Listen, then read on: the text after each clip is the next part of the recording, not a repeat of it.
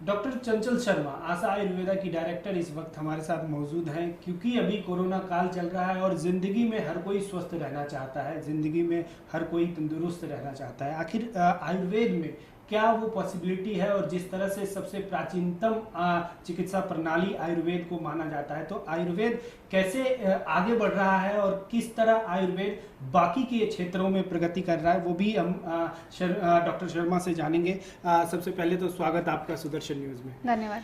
पहला सवाल ये कि पूरी दुनिया में जिस तरह से एलोपैथी का प्रचार हुआ और हमारे देश में क्योंकि 5000 साल से पुरानी परंपरा, चिकित्सा परंपरा रही है आयुर्वेद, आज के प्रोस्पेक्ट में कैसे देखती हैं आयुर्वेद को?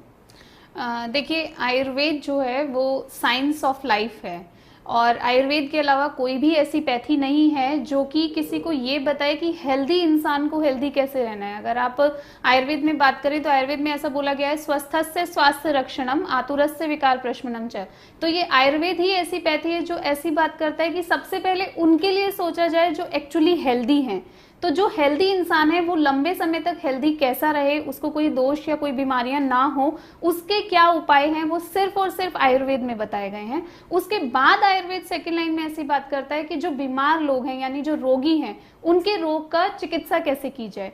तो इसीलिए आयुर्वेद का महत्व बहुत ज्यादा है और आज पूरा विश्व जो अब तक सिर्फ और सिर्फ बीमारी होने पर ट्रीटमेंट के लिए जाते थे, आज हर वो इंसान आज के समय में जो भी अपने आप को हेल्दी रखना चाहता है, अब वो ये सर्च करता है कि कैसे हम प्रिवेंटिव मेजर्स अपनाएं, कैसे हम अपने आप की अपनी इम्यूनिटी बूस्ट करें ताकि हम इस बीमारी की चपेट में ना आए। तो जो चीज आयुर्वेद में हजारों वर्षों पूर्व बोली गई थी, आज जाकर हम उसकी अहमियत को समझ रहे हैं और आज हम इम्यूनिटी की बात कर रहे हैं, आज हम आयुर्वेदा की बात कर रहे हैं। और इसीलिए मैं कहती हूँ कि आयुर्वेद में ही इसका सॉल्यूशन हमें मिल सकता है।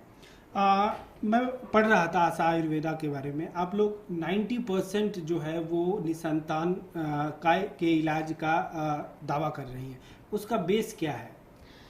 देखिए, आयुर्वेद जो है जैसा मैंने बोला हजारों वर्षों पूर्व की पद्धति है और आयुर्वेद जो है वो एक शाश्वत शास्त्र है, यानी कि जो आयुर्वेद में लिखा है वो शाश्वत है।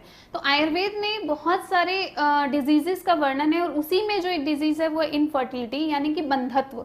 तो बंधत्व का वर्णन आयुर्वेद में बहुत ही अच्छे तरीके से बहुत वास्ट लेवल पर किया गया है और जो ट्रीटमेंट, जो थेरेपीज, जो पंचकर्मा प्रोसीजर्स और मेडिसिन आयुर्वेद में बताई गई हैं उससे इनफर्टिलिटी के जो रूट कॉजेज हैं वो रिजॉल्व होते हैं। और आजकल अगर हम बात करें तो जो सबसे ज्यादा परेशानी आती है वो या तो ट्यूबल ब्लॉकेज की आती है या फिर अननोन इनफर्टिलिटी की आती है। और यकीन मानिए अननोन इनफर्टिलिटी के पेशेंट्स आईवीएफ से भी कंसीव नहीं कर पाते क्योंकि जो रूट कॉज है यानी कि जो दोषाज इनबैलेंस है बॉडी में, वो ना तो नेचुरली कंसीव करने में नेचुरल कंसीव कर पाते हैं ऐसे पेशेंट्स और ना ही वो आईवीएफ से कंसीव कर पाते हैं। तो आयुर्वेदा जब जड़ पर काम करता है यानी कि आपके कारण पर अगर काम करता है तो वो प्रॉब्लम रिजॉल्व होती है। तो हम लोग आयुर्वेद के उसी प्रिंसिपल पर काम करते हैं, यानी कि जो 6 भाव हैं, मात्रज भाव, पित्रज भाव, सत्वज, सात्मज, आत्मज, हम उन सारे भावों को बैलेंस करने का काम करते हैं, उनको एक अच्छे ऑप्टिमम लेवल पर लाते हैं और साथ में जो कंसेप्शन के लिए हमें चीजें चाहिए यानी कि ऋतु, क्षेत्र, अंबु, बीज, वो सब चीजें एकदम परफेक्ट होनी चाहिए।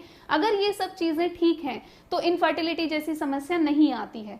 तो जब हम इन चीजों पे बैलेंस पे यानी कि हम आयुर्वेद के मूलभूत सिद्धांतों पर जब काम करते हैं और प्रिंसिपल्स पे काम करते हैं तो हमारी प्रॉब्लम्स ज्यादा रिजॉल्व होती है। इसीलिए आशा आयुर्वेदा मोर देन 90% सक्सेस दे पा रहा है। इनफर्टिलिटी की आपने बात की, ये किसमें ज़्यादा, एक तरह से दोनों कारण हो सकता है, या तो पुरुष में या फिर महिला में, तो इसके बारे में इसको आगे कैसे आप डिस्क्राइब करेंगी कि किसमें ज़्यादा होता है, महिलाओं में या फिर पुरुषों में? ये हमारे समाज की विडंबना है कि महिलाओं को ही ज्यादा दोष दिया जाता है अगर कोई कपल बहुत समय तक कंसीव नहीं कर पाता है। जैसे हमारे पास गाँवों से जो लोग आते हैं तो उनको इनफैक्ट ऐसा बोल दिया जाता है कि हस्बैंड के लिए दूसरी शादी के लिए सोचा जा रहा है विदाउट थिंकिंग। बहुत बार ऐसा होता है कि कमियां मेल्स में होती हैं। अगर आप परसेंटेज की बात करेंगे तो आउट ऑफ 10 7% जो मेल्स हैं वो इनफर्टिलिटी से जूझ रहे हैं। हाँ, ये रेशियो थोड़ा फीमेल्स में ज्यादा है, like 10% of population of females all over world वो इनफर्टिलिटी से जूझती हैं, लेकिन रीजन दोनों में से कोई भी हो सकता है। तो सिर्फ एक को टारगेट करना या एक को ब्लेम करना सही नहीं है। जब भी कोई कपल अगर इनफर्टिलिटी का ट्रीटमेंट लेना चाहता है तो उन्हें दोनों ही पर्सपेक्टिव से डॉक्टर के सामने अपनी बात रखनी चाहिए और डॉक्टर को भी दोनों ही पर्सपेक्टिव से ट्रीटमेंट करना चाहिए। आईवीएफ से कितना डिफरेंट है आपका मेथड? क्योंकि अभी जिस तरह से एक बात फैली है कि जो निसंतान होते हैं वो सबसे पहले आईवीएफ की ओर जाते हैं, तो ये जो आयुर्वेदिक कॉन्सेप्ट है ये डिफरेंट कैसे है आईवीएफ से? देखिए, एक तो ये जो कॉन्सेप्ट है कि अब जो निसंतान कपल हैं वो सीधा आईवीएफ की तरह जाते हैं। अगर आप आज से 10 साल पीछे भी, 10 क्या in fact I would say 7 years back भी अगर आप जाकर देखते हैं तो भी ना तो इतने ज्यादा आईवीएफ सेंटर्स थे और ना ही हर कपल को डायरेक्टली आईवीएफ के लिए बोला जाता था। पहले जो आईयूआई साइकिल्स दी जाती थी 6 to 8 साइकिल्स, नेचुरल कंसेप्शन के लिए 6 to 8 मंथ्स का टाइम दिया जाता था, फिर भी नहीं हो रहा है तो रीजंस पर काम किया जाता था and then couple was asked for IVF. लेकिन अब ऐसा नहीं है। अगर कोई कपल है, इनफैक्ट मेरे पास ऐसे पेशेंट्स भी आते हैं जो 21 इयर्स ओल्ड हैं, 22 इयर्स ओल्ड हैं और उनको ऐसा बोलकर आईवीएफ के लिए कन्विंस किया जाता है कि इतनी कम एज में अगर आप कराएंगे तो आपका भले ही आपको कंसीव नहीं हो रहा लेकिन आपकी एग क्वालिटी अच्छी होगी तो जल्दी कंसीव हो जाएगा। तो चांसेस कम एज में ज्यादा हैं, इसलिए आप और जल्दी आईवीएफ कराइए। लेकिन रिजल्ट ऐसे हैं कि 21 इयर्स की एज में भी 3-4 आईवीएफ फेलियर्स मैंने देखे हैं। सो आई वोंट से कि आपको डायरेक्टली आईवीएफ पे जाना चाहिए। आयुर्वेदा जो है वो ऐसी साइंस है जो रूट पे काम करता है।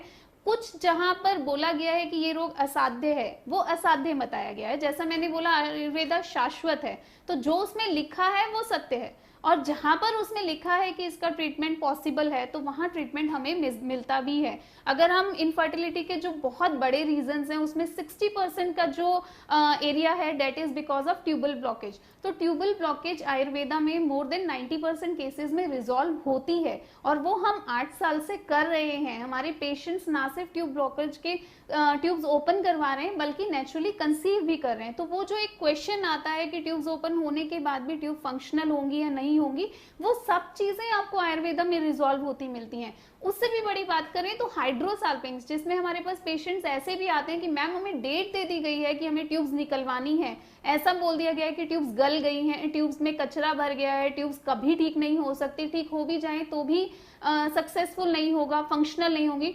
इनफैक्ट वो पेशेंट्स भी हमारे नेचुरली कंसीव कर रहे हैं and I am very glad to say कि बहुत सारे एलोपैथिक डॉक्टर्स भी हाइड्रोसाल्पिंग्स जैसी प्रॉब्लम्स के लिए हमारे पास आए हैं और कंसीव भी किया है और कोई एक टॉपिक नहीं है, they are healthily happily conceived people. इसमें निसंतान में जो आते हैं आपके पास इलाज करने के लिए, जो लोग आपको कंसल्ट करते हैं, क्या कोई एज लिमिट है या फिर एज अगर ज़्यादा हो तो क्या उसका इलाज डिफ़िकल्ट है? जो सक्सेस रेट है वो थोड़ा वेरी करता है विद द एज, लेकिन आई वुड से कि 40 बिलो 40 आपको कोई परेशानी नहीं आनी चाहिए। पैरामीटर्स थोड़ा चेंज होते हैं टाइमली बेस पर, लाइक अगर 35-40 की एज में है तो वो यूट्राइन इलास्टिसिटी, क्योंकि बहुत सारी फीमेल्स मीनोपॉजल एज की तरफ चली जाती हैं तो यूट्राइन मसल्स की जो इलास्टिसिटी है या ब्लड सर्कुलेशन है या फंक्शनैलिटी है वो रिड्यूस होती है। तो जो हम बात करते हैं कि क्षेत्र पर काम करना है तो वो यूट्रस के इंटरनल एनवायरमेंट को फेवरेबल बनाने के लिए हम वहां पर उत्तरबस्ती थेरेपी करते हैं, उनकी एग क्वालिटी को एनहेंस करने की, बिकॉज एज फैक्टर ज्यादा है तो एग रिजर्व रिड्यूस रहता है। तो अगर आयुर्वेद कभी एमएच की बात नहीं करता, आयुर्वेदा कहता है कि आपके पास एक बीज होना चाहिए और वो बीज हेल्दी होना चाहिए। तो अगर एग क्वालिटी बहुत अच्छी है तो आप एक एग एवरी साइकिल अगर आपको मिल रहा है तो भी आपको हेल्दी कंसीव होता है। इसलिए 40-41 में भी पेशेंट कंसीव करते हैं and I am very glad to say कि हम किसी भी पेशेंट को कोई हार्मोनल सपोर्ट नहीं देते। मेरी 39 की पेशेंट भी अगर चल रही है तो उसको भी मैंने डे 1 से आज तक कोई ड्यूफास्टोन, प्रोजेस्टेरोन, सस्टेन कोई हार्मोन्स नहीं दिए, because we don't want those side effects जो उन मेडिसिन के साथ आते हैं। एंड आयुर्वेदा ऑलवेज सेज कि नेचुरल इज ऑलवेज गुड, तो नेचुरल कंसेप्शन हमेशा अच्छा होता है। अगर आप बात करेंगे नॉर्मल ट्रीटमेंट में भी, तो पहले अगर कोई फीमेल कंसीव करती थी तो वो जब डॉक्टर के पास जाती थी तो she was given only folic acid, लेकिन अब अगर वो डॉक्टर के पास जाती है तो बिकॉज आप इतना डर गए हैं, समाज में वो डर भर गया है, या आप ऐसा माने कि मेडिसिन को एक आई वुड से कि वो मिस यूज होता है। तो हर फीमेल जो भी कंसीव कर रही, आंख बंद करके मल्टीपल हार्मोन्स उसको दे दिए जाते हैं, वीक में 2 इंजेक्शन दे दिए जाते हैं, इररेस्पेक्टिव कि उसकी प्रीवियस हिस्ट्री कैसी थी, क्या उसको एक्चुअली कोई बैड ऑब्स्टेक्टिकल हिस्ट्री थी भी या नहीं थी। सो आयुर्वेदा इन सब चीजों के अगेंस्ट है। आयुर्वेदा आपको नेचुरल के लिए प्रमोट करता है। तो आयुर्वेदा चाहता है कि जो भी कपल या जो भी इंसान प्रेगनेंसी प्लान कर रहा है उसका बेबी भी उतना ही केमिकल फ्री और हेल्दी होना चाहिए। जितना केमिकल्स के सपोर्ट के साथ आप कंसेप्शन प्लान करेंगे उतना आगे जाके उस बच्चे को भी वो हार्मोनल इम्बैलेंस होने के चांसेस रहते हैं, क्योंकि गर्भ के समय ही आपने उसको इतना हार्मोन्स दे दिया है दैट वाज नॉट रिक्वायर्ड। तो health natural is always good. निसंतान का महत्वपूर्ण कारण ये भी कहा जाता है कि ये ट्यूब ब्लॉक हो गया है, और ट्यूब ब्लॉकेज के लिए अगर एलोपैथी की तरफ जाए तो ऑपरेशन ही करना पड़ता है। लेकिन आप कह रही हैं आपका क्या मेथड है, किस तरह से ट्यूब ब्लॉकेज को दूर करती है? बहुत सारे कपल स्टार्टिंग में जब हम ट्रीटमेंट करते थे तो हमारे पास आते ही तब थे जब वो ऑपरेशन करा चुके हैं, यानी लेप्रोस्कोपी करा के ट्यूब्स खोलने का ट्राई कर चुके हैं और वो नहीं होता था। देन दे कॉन्टेक्टेड अस कि आयुर्वेदा में या किसी और पैथी में हम ट्राई करते हैं, बिकॉज सबका बजट नहीं होता कि आईवीएफ पे जाएं, बिकॉज आईवीएफ बहुत कॉस्टली प्रोसीजर है और कुछ लोग वैसे भी आईवीएफ पे नहीं जाना चाहते थे। बट जैसे जैसे हमने रिजल्ट्स दिए हैं और टाइम के साथ पेशेंट्स ने देखा कि इवन विद लेप्रोस्कोपी फेलियर्स हमारे ट्रीटमेंट से लोग नेचुरली कंसीव कर रहे हैं और ट्यूब्स ओपन भी हो रही हैं। तो अभी बहुत सारे कपल्स ऐसे हैं कि जैसे ही उन्हें पता लगता है ट्यूब ब्लॉक है, they go for Ayurveda and that is our success. वही हमारी अचीवमेंट है कि आयुर्वेदा को लोग उस तरह से पहचान रहे हैं। ट्यूब ब्लॉकेज के ट्रीटमेंट में आयुर्वेदा में जो संहिता में बताया गया है वो उत्तर बस्ती थेरेपी बताई गई है। उत्तर बस्ती में यूट्रस के अंदर कुछ मेडिसिन या मेडिकेटेड ऑयल्स इंसर्ट किए जाते हैं जो ट्यूब्स के अंदर किसी भी तरीके के एडहेशंस हैं या कुछ भी इश्यूज हैं तो उसको रिजॉल्व करने का काम करती हैं। साथ ही अगर कुछ इन्फेक्शंस हैं तो वो भी इन्फेक्शन की वजह से जो ट्यूब के सीलियाज हैं या जो विलाय हैं जो फंक्शनल नहीं है वो उस पर भी काम करती है। तो उत्तर बस्ती थेरेपी हम 3 मंथ्स देते हैं and after that we get HSG done again and more than 90% patients या तो ट्रीटमेंट के दौरान कंसीव कर जाते हैं, अदरवाइज 3 मंथ्स के बाद जो HSG होता है उसमें ट्यूब्स ओपन होती हैं। मेरा नाम लक्ष्मी है, मैं राजस्थान से हूँ। मेरी दोनों फेलोपियन ट्यूब ब्लॉक हो चुकी थी। मैंने दिसंबर में लेप्रोस्कोपी भी करवाई बट कोई रिजल्ट पॉजिटिव नहीं आया, मेरी दोनों ट्यूब्स बंद ही रही। फिर मैंने यूट्यूब पे आशा आयुर्वेदा के बारे में देखा, पढ़ा। फिर मैंने यहाँ आई, दिल्ली आई, मैं आशा आयुर्वेदा में आई, मैडम से, चंचल मैडम से बात की। मैडम ने मेरे को बहुत उम्मीदें बंधाई कि भाई 3 महीने ट्रीटमेंट लो, तुम्हारी ट्यूब्स ओपन हो जाएगी। मैंने 3 महीने यहाँ पे ट्रीटमेंट लिया और आज मैं बहुत खुश हूँ, मेरी दोनों ट्यूब्स ओपन हो गई है। और यहाँ का स्टाफ भी बहुत अच्छा है, मैडम भी बहुत अच्छी है, बहुत केयरिंग है यहाँ पे लोग। आप लोग भी आइए एक बार और मिलिए मैम से जिनको ये प्रॉब्लम है। मेरा नाम शाहीन है और मैं आगरा से आई हूँ। मेरी शादी को 4 साल हो गए हैं और मेरी प्रॉब्लम ट्यूबल ब्लॉकेज की है। मेरी ये प्रॉब्लम 2 साल से है। मुझे टीबी हो गई थी जिसकी वजह से मेरा बच्चा नहीं हो पाया। मैंने बहुत सी जगह दिखाया भी, लेकिन डॉक्टरों ने मुझे ज़्यादातर लेप्रोस्कोपी और IVF की सलाह दी। मैं IVF कराना नहीं चाहती थी और ना ही लेप्रोस्कोपी कराना चाहती थी, क्योंकि मैंने कुछ लेडीज़ें देखी हैं जिनको फ़ायदा नहीं हुआ है। मैं चाहती थी मुझको कोई नेचुरल, कोई आयुर्वेदिक इलाज मिले जिससे बिना कटे मेरा शरीर, मतलब मैं सही हो जाऊं।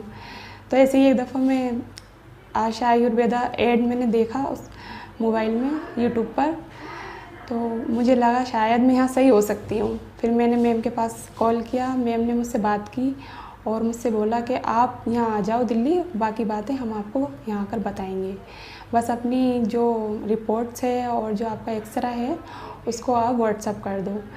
मैंने व्हाट्सअप किया, वहाँ से रिप्लाई आया। मैम बोलती हैं कि आपकी ट्यूब 80% ओपन हो सकती हैं। फिर मैं जब दिल्ली अपने हस्बैंड को लेकर आई तो मैम ने मुझे 3 महीने का ट्रीटमेंट बताया था। उन 3 महीनों में 2 महीने में ही मुझको लगने लगा था कि हाँ कुछ हो रहा है। फिर मैम ने बोला आप 3 महीने कंप्लीट पूरे कर लो, फिर उसके बाद देखते हैं। फिर मेरे 3 महीने पूरे हुए और मेरी दोनों ट्यूब्स ओपन हो चुकी हैं। तो मैं काफ़ी होपलेस हो गई थी, क्योंकि मेरे को जब मैंने लैप्रोस्कोपी कराई पहले, फिर आईवीएफ कराया। आईवीएफ फेल होने के बाद स्पेशली उसके दवाइयों के साइड इफेक्ट से मेरी साइकिल ज़्यादा इरेगुलर हो गई और मुझे बहुत ज़्यादा साइड इफेक्ट्स होने लगे। मतलब पीरियड से पहले मुझे काफ़ी ऐसे सिम्टम्स आते थे जैसे मैं प्रेग्नेंट हूँ, और जब लेट होता था तो वो लगता भी था ऐसा, बट बाद में पता चला कि वो शायद कुछ वैसे साइड इफेक्ट्स की वजह से हो रहा है।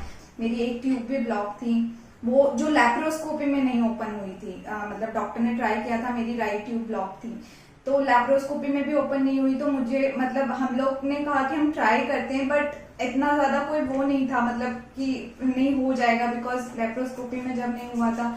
फिर लेकिन मैंने जिन्होंने जो कुछ भी बोला मैंने सब कुछ फॉलो किया, और मेरी 3 महीने में ट्यूब्स ओपन हो गई पहले HSG में ही।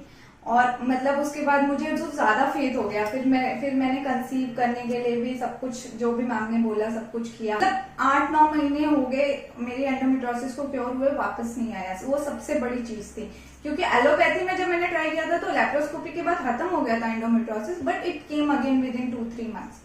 सो अभी मुझे कल ही गुड न्यूज मिली कि this cycle I have conceived.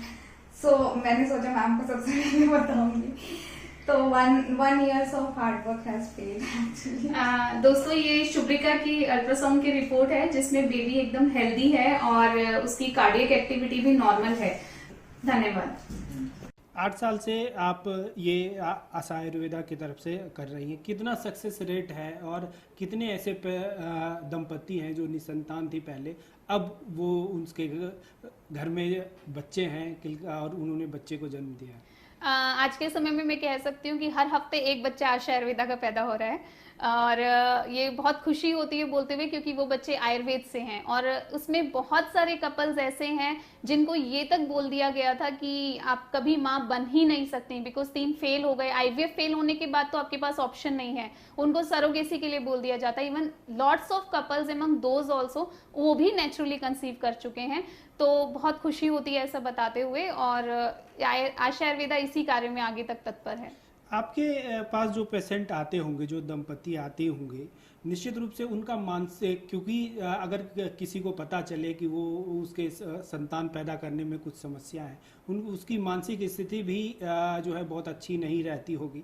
तो क्या आयुर्वेद प्रोसेस में उनके मस्तिष्क मेंटल लेवल को भी इनहेंस करती हैं? बिल्कुल किया जाता है। काउंसलिंग का बहुत इंपॉर्टेंस होता है। अदर देन डेट आयुर्वेदा में शिरोधारा करके थेरेपी बताई गई है जो कि स्ट्रेस रिलीज करती है, और आज के समय में ऑक्सीडेटिव स्ट्रेस ऑलमोस्ट हर कपल को है, क्योंकि सब लोग आईटी कंपनीज में काम कर रहे हैं, सबकी टारगेट बेस्ड जॉब्स रहती हैं, और वो टारगेट्स अचीव करने में इतने ज्यादा इंडल्ज रहते हैं कि जो उनके ओव्यूलेशन डेज हैं वो उसमें ठीक से एक्टिव नहीं हो पाते हैं, और उस वजह से भी कंसेप्शन नहीं होता है। दूसरा, जब स्ट्रेस बहुत ज्यादा इंक्रीज होता है तो जैसे आयुर्वेद में वात पित्त कफ बोले गए हैं, ऐसे सत्व रज और तम के बारे में बोला गया है। तो जब रज और तम दोषा जो एग्रीवेट होगा तो वो मानसिक दुष्टि क्रिएट करता है, तो उस वजह से भी कंसेप्शन जो है वो डिले होता है। तो इसलिए आयुर्वेदा, आशा आयुर्वेदा में हम दोनों ही चीजों को लेके चलते हैं, यानी आपके मानसिक जो स्वास्थ्य है उस पर भी काम किया जाता है और शारीरिक स्वास्थ्य पे भी काम किया जाता है। इसी वजह से हम ज्यादा अच्छे रिजल्ट्स दे पाते हैं।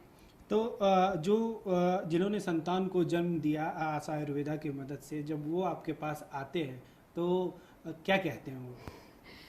ऑब्वियसली उनके लिए वो एक अलग फीलिंग होती है। हमें भी बहुत अच्छा लगता है कि हम उन लोगों के लिए काम कर पा रहे हैं जिनके लिए कोई होप ही नहीं थी। तो जो हमारा आशा आयुर्वेदा है वो भी बहुत हद तक हमारा नाम जो है वो सार्थक हो पाता है। और पेशेंट्स तो आपको जब कंसीव हो जाता है, और संतान सुख एक ऐसा है कि जिसकी वजह से वो आपको मिला है वो लोग आपको भगवान की तरह ट्रीट करते हैं। तो बट हमें ये अच्छा लगता है कि वो आयुर्वेद में इतना विश्वास रखने लगे हैं। आज भी एक डॉक्टर्स डे है और पेशेंट ने मुझे मैसेज किया एंड शी सेड कि मैम सिर्फ आपकी वजह से हम आयुर्वेद के ऊपर इतना विश्वास कर पाए हैं, हमारा आयुर्वेद में विश्वास जागृत हुआ, और शायद हम अपने बच्चों को कभी एलोपैथिक मेडिसिन नहीं देंगे। तो वो हमारी अचीवमेंट है कि आज की पीढ़ी अपने बच्चों को अगर आयुर्वेद की तरफ लेके जाती है, उनका रुझान आयुर्वेदा में जाता है, तो भविष्य में आयुर्वेद का जो एक भविष्य रहेगा वो बहुत ही ज्यादा उज्जवल रहेगा। और हमारे जो भी पेशेंट्स हमसे कंसीव होते हैं और उनके जो बेबीज हैं वो 99% सिर्फ आयुर्वेदिक मेडिसिन देते हैं अपने बच्चों को। वो फीवर में, कफ में, कोल्ड में वो कभी एलोपैथिक, कभी एंटीबायोटिक्स नहीं देते हैं। And other than that Ayurvedic बच्चों की इम्यूनिटी भी बहुत स्ट्रांग होती है, वो बार बार हर दूसरे महीने खांसी जुकाम बुखार से पीड़ित नहीं होते हैं। तो बच्चों के लिए भी आयुर्वेद में जो है वो बहुत अच्छा ट्रीटमेंट है। तो यहाँ पे इलाज करवाने के लिए अगर कोई दंपति आता है तो टोटल कॉस्ट जो है, अगर इसकी बात की जाए कितना कॉस्ट आ जाता है? क्योंकि अगर आईवीएफ के लिए जाएं तो कम से कम 2 लाख रुपए तक का खर्चा आता है, यहाँ पे कितना खर्च होता है? आपका खर्चा 3,000 रुपए महीने से लेकर 40,000 रुपए 3 महीने के इलाज तक हो सकता है। डिपेंड करता है कि क्या कंडीशंस हैं। अगर हमें पंचकर्मा करवाना है तो वो कॉस्ट अप्रोक्सीमेटली 30,000 to 40,000 का होता है। Otherwise 2,000 to 3,000 rupees per month की मेडिसिन में काम चल जाता है। कितने महीने का प्रोसेस होता है? 2 महीने का समय जो है हम पेशेंट के ओवरऑल रिप्रोडक्टिव सिस्टम यानी कि जो प्रजनन तंत्र है उसको बैलेंस करने में, या जो भी क्षेत्र बीजु ऋतु अंबु इनके बारे में जो हम बात कर रहे हैं उसको बैलेंस करने में लेते हैं। And from 3rd month onwards we plan for pregnancy. तो 2 महीने का समय तो पेशेंट को हमें देना होता है। धन्यवाद सुदर्शन न्यूज़ से बात करने के लिए। तो आशा आयुर्वेदा की डायरेक्टर डॉक्टर चंचल शर्मा इस वक्त हमारे साथ मौजूद थी, जिनका 8 साल का एक्सपीरियंस है और यहाँ से बहुत से लोग जो हैं अपने घर के लिए खुशियाँ लेके गए, यानी कि बहुत से ऐसे दंपति जो निसंतान थे वो अपने लिए संतान प्राप्त करके गए। निश्चित रूप से दूसरों की खुशी में अपनी खुशी ढूंढना एक बड़ी बात होती है और दूसरों के खुशी के लिए कारण बनना, ये आशा आयुर्वेद पिछले 8 साल से कर रहा है। आलोक झा, सुदर्शन न्यूज़, दिल्ली।